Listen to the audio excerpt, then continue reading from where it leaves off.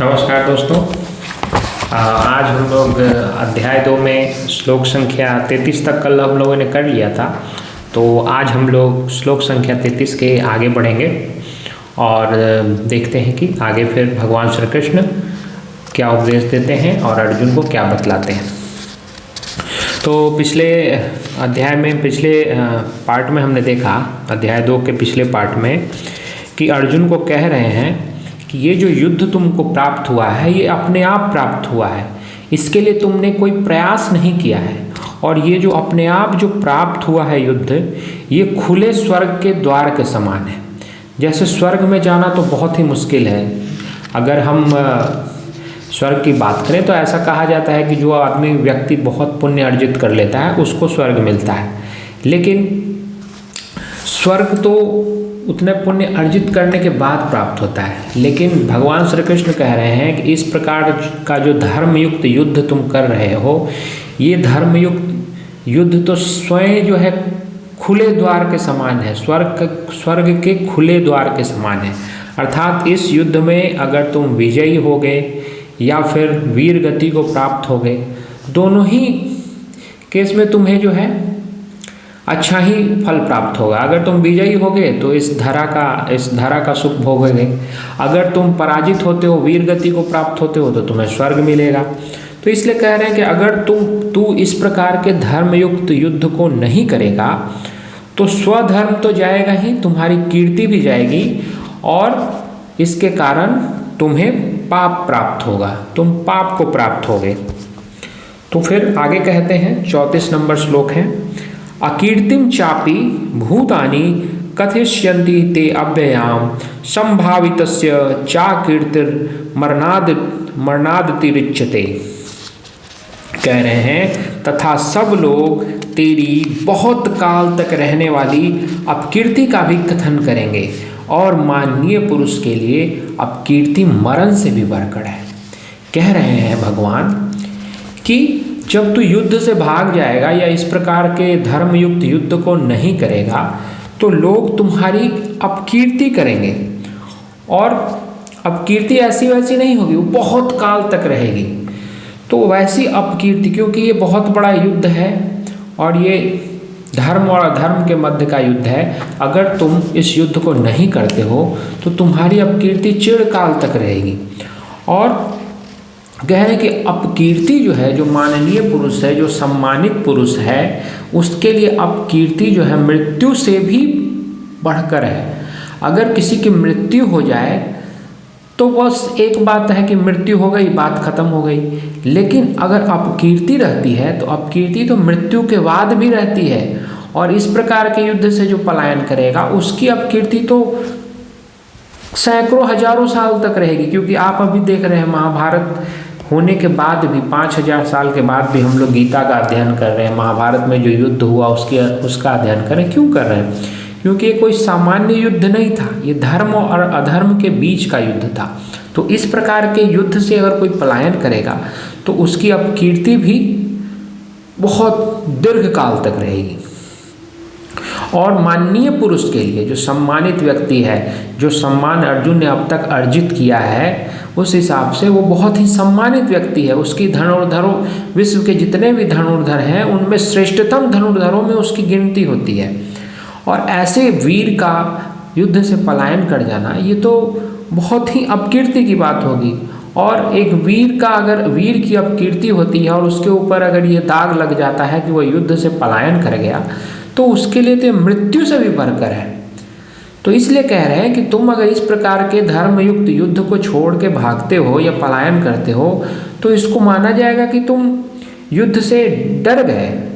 ये तुम्हारा कायरतापूर्ण कार्य माना जाएगा और इसकी अपकीर्ति रहेगी जो दीर्घकाल तक रहेगी।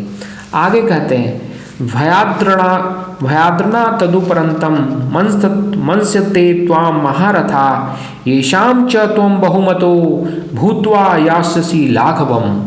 कह रहे हैं, और जिनकी दृष्टि में तू पहले बहुत सम्मानित होकर लघुता को प्राप्त होगा, वे महारथी लोग तुझे भय के कारण युद्ध से हटा हुआ मानेंगे।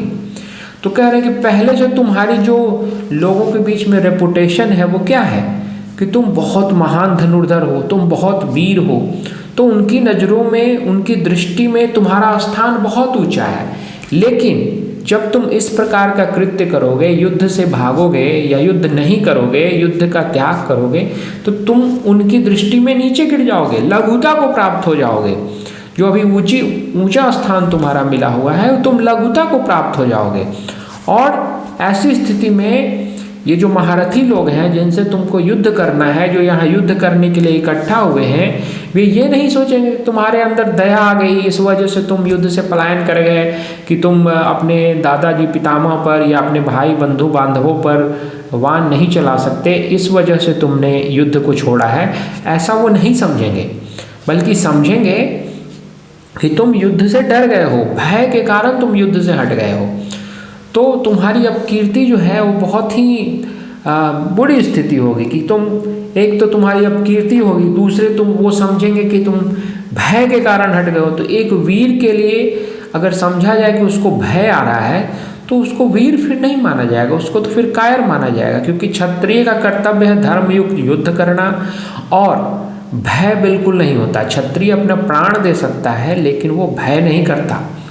तो अगर तुम इस प्रकार से युद्ध नहीं करोगे, तो जो महारथी लोग जो यहाँ हैं वे समझेंगे कि तुमने भय के कारण युद्ध को छोड़ा है, और भय के ही तुम इस युद्ध से हटे हो।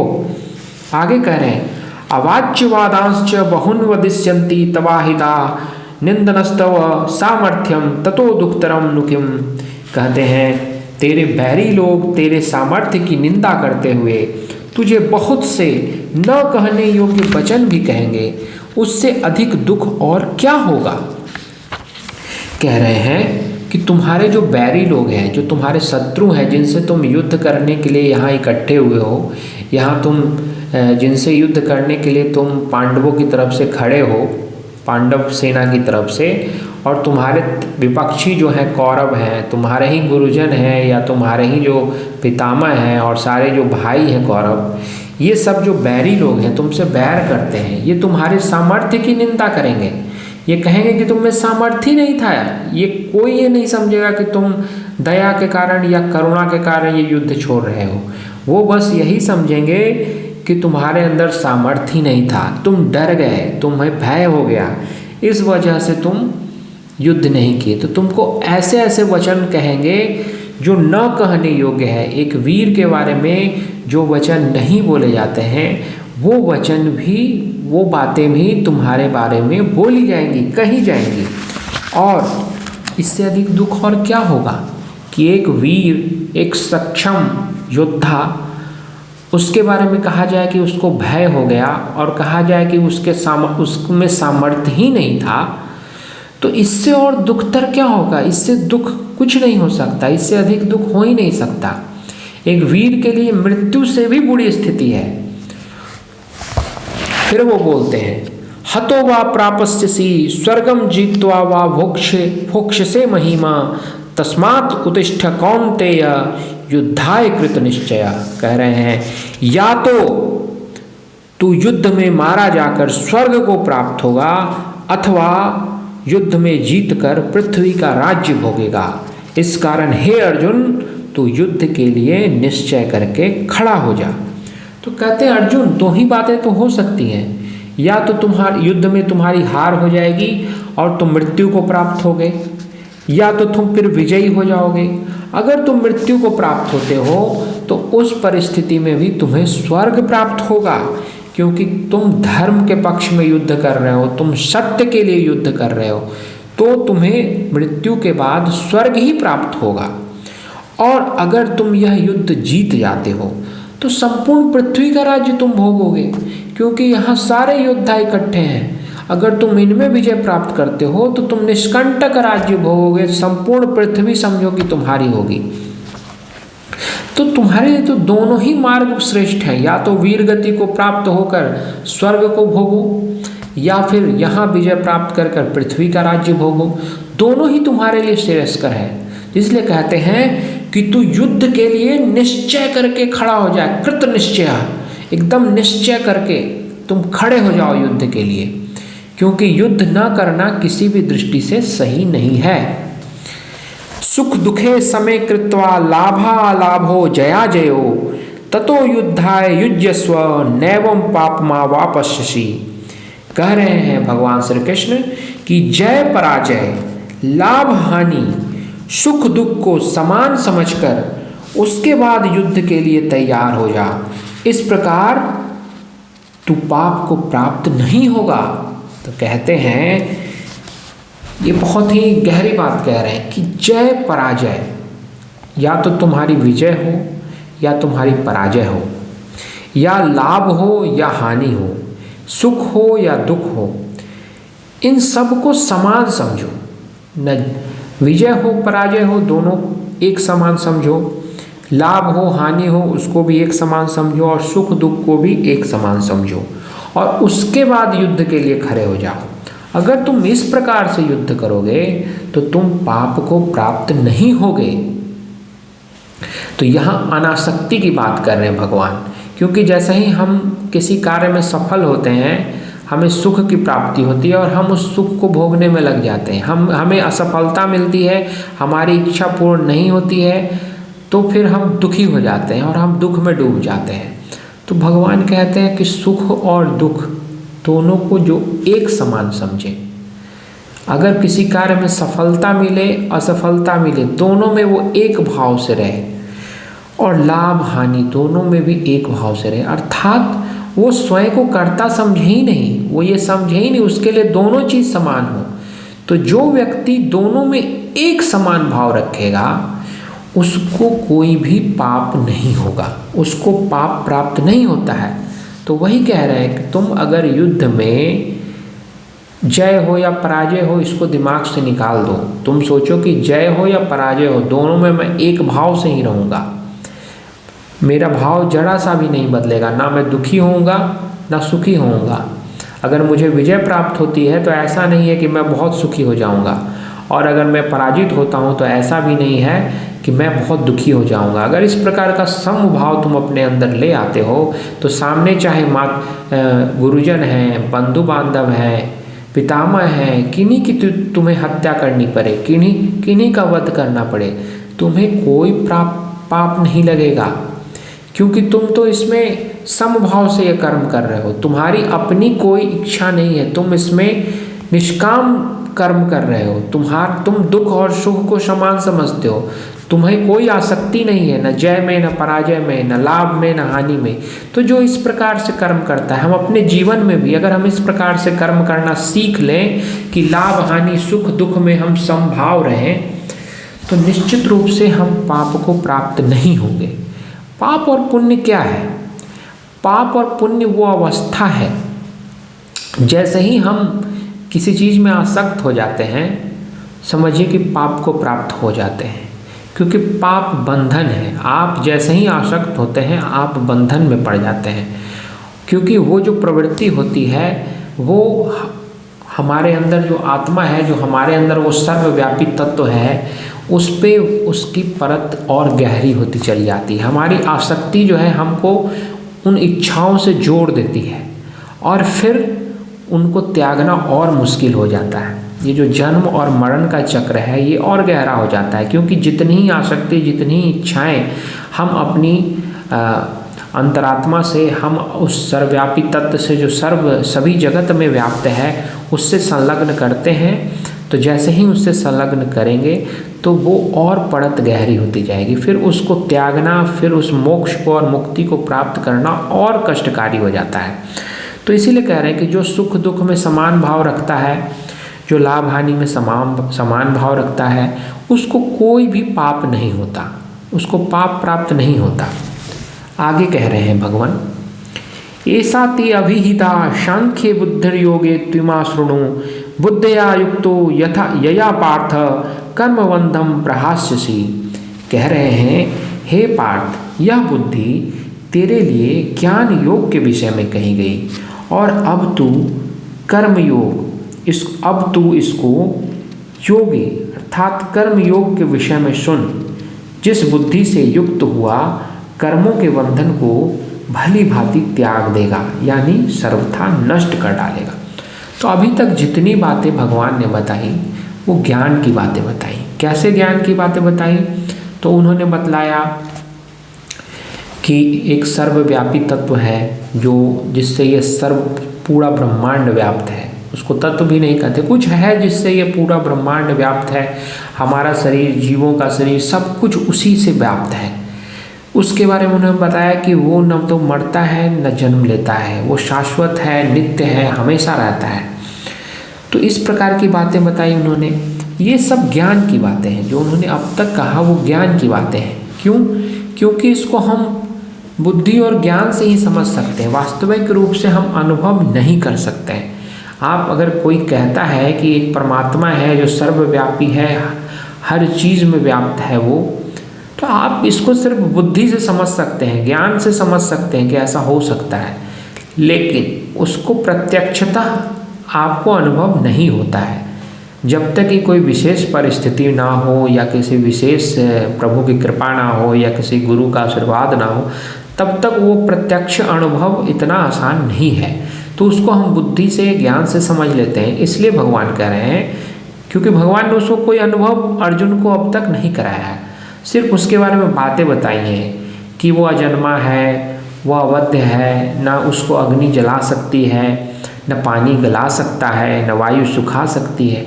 तो ये सब बातें जो उन्होंने बताई, ये सब ज्ञान की बातें बताई, क्योंकि इन बातों को प्रत्यक्षतः अर्जुन को अनुभव नहीं कराया।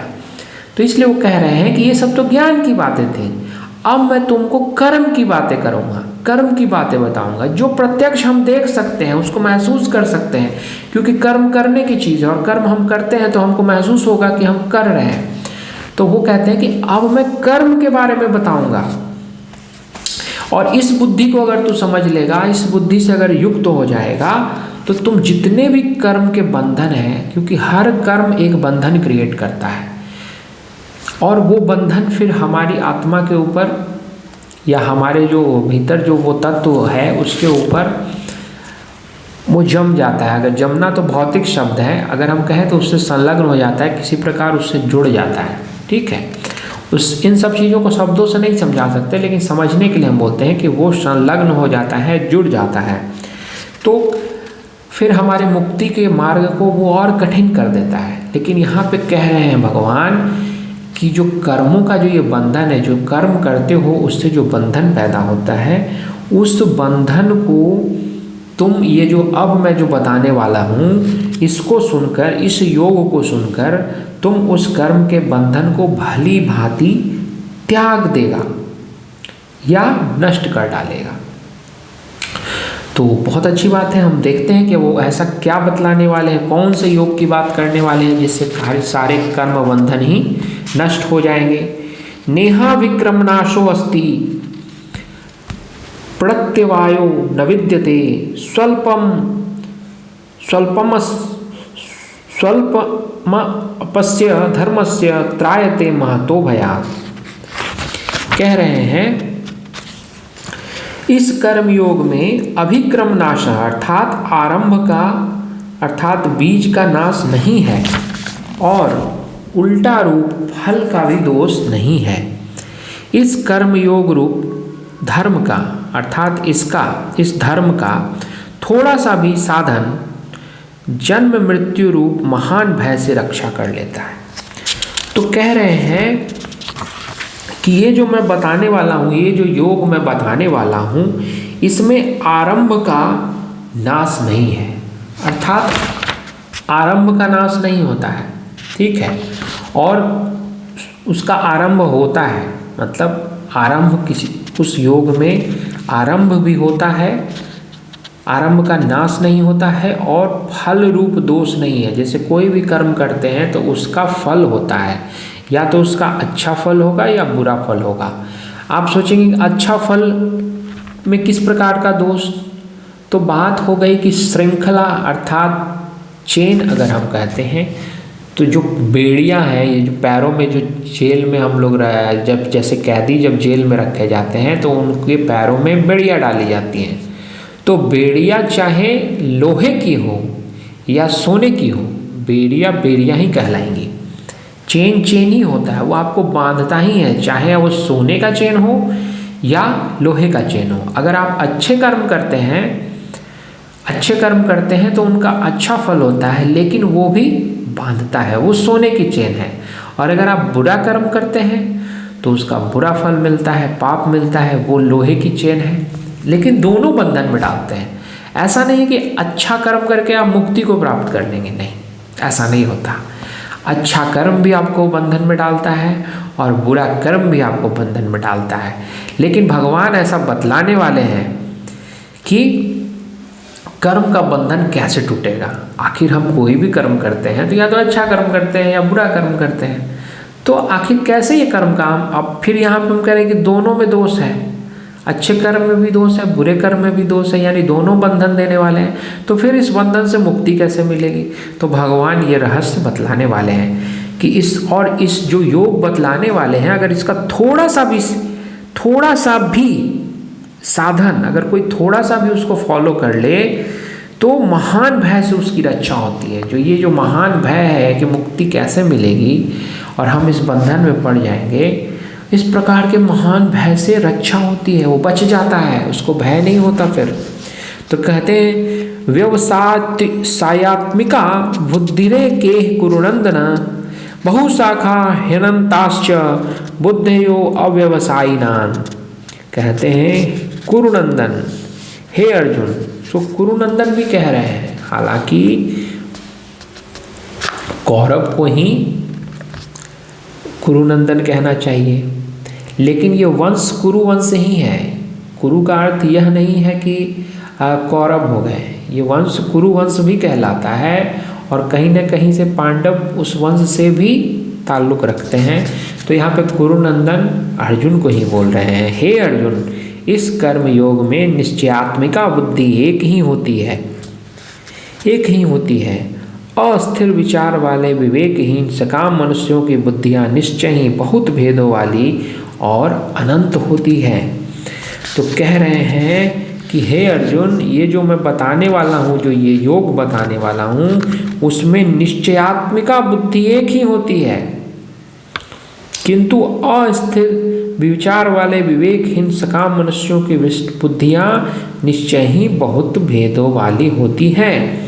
तो निश्चयात्मिका बुद्धि यानी कोई एक विचार वाला, एक तरह की बुद्धि।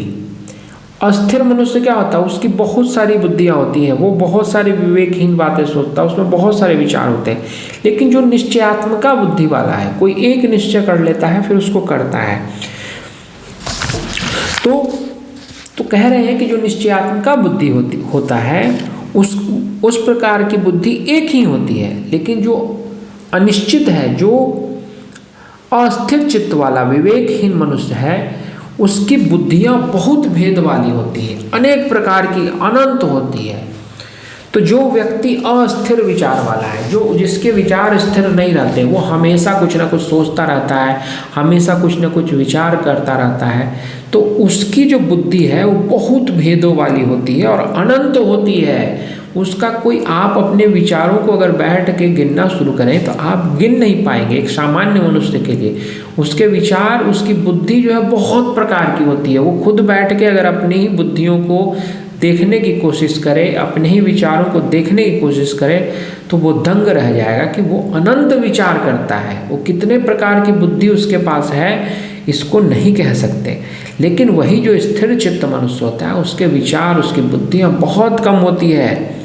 और भगवान तो यहाँ कह रहे हैं कि अगर वो पूर्ण रूप से निश्चयात्मिक है, पूर्ण रूप से स्थिर है, तो उसकी एक ही बुद्धि होगी। फिर आगे कह रहे हैं,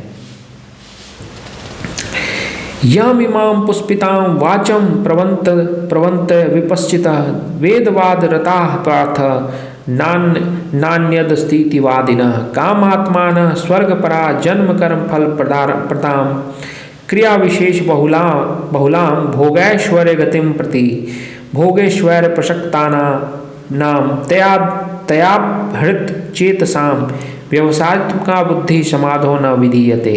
कह रहे हैं, हे अर्जुन, जो भोगों में तन्मय हो रहे हैं और कर्म फल के प्रशंसक वेद वाक्यों में ही प्रीति रखते हैं, जिनकी बुद्धि में स्वर्ग ही परम प्राप्य वस्तु है, दूसरी नहीं है, ऐसा कहने वाले वे अविवेकी जन इस प्रकार की जिस पुष्पित यानी दिखाऊ शोभायुक्त वाणी को कहा करते हैं, जो कि जन्म रूप कर्म फल देने वाली भोग तथा ऐश्वर्य की प्राप्ति के लिए नाना प्रकार की बहुत सी क्रियाओं को वर्णन करने वाली है। उस वाणी द्वारा जिनका चित्त हर लिया गया है, जो भोग और ऐश्वर्य में अत्यंत आसक्त हैं, उन पुरुषों की परमात्मा में निश्चयात्मका बुद्धि नहीं होती है। तो ये काफ़ी लंबा है और इसमें एक साथ जो है 3-3 42, 43, 44 तीनों श्लोकों को दिया गया है। तो मैं कहूँगा कि इसका अध्ययन हम लोग अगले पार्ट में करें, तो थोड़ी डिटेल से करेंगे। इसके पहले वाला जो 41 नंबर है, यानी 41, 42, 43, 44, 41, 42, 43, 44, इसको हम लोग कल एक साथ करें। ये जो कर्म योग समझाने वाले हैं भगवान, तो ये जो योग बतलाने वाले हैं, इसके बारे में हम लोग डिटेल से अगले पार्ट में हम लोग इसका अध्ययन करेंगे तो ज़्यादा उचित होगा, ताकि हम लोग इसको पूरा समय दे के समझ पाएंगे, क्योंकि अभी समय काफ़ी हो गया है और इसकी चर्चा काफ़ी लंबी चलेगी। तो इसलिए इसको हम लोग अगले पार्ट में अध्ययन करते हैं। तो दोस्तों, हमारे चैनल से इसी तरह जुड़े रहिए। और मैं आपसे बार बार बोल रहा हूँ कि अगर आपके मन में कोई भी शंका होती है, आप कोई भी प्रश्न आता है जो आप नहीं समझ पाते, इवन मैं कहता हूँ कि आप अपने जीवन में भी किसी चीज़ से परेशान हैं, कोई समस्या आ रही है, अगर उसके बारे में भी आप धर्म संगत या फिर आध्यात्मिक रूप से क्या उचित होगा, अगर कोई सलाह मांगना चाहते हैं या कोई शंका हो रही है अगर गीता के अंदर ही, तो आप उससे संबंधित कमेंट छोड़ सकते हैं कमेंट बॉक्स में। मैं उसको देखूंगा और अगर उचित होगा तो मैं ज़रूर उसकी चर्चा अपने एपिसोड में करूंगा। और अगर कोई बहुत ही महत्वपूर्ण प्रश्न हुआ तो हो सकता है मैं पूरा एपिसोड भी उस पर बना दूं।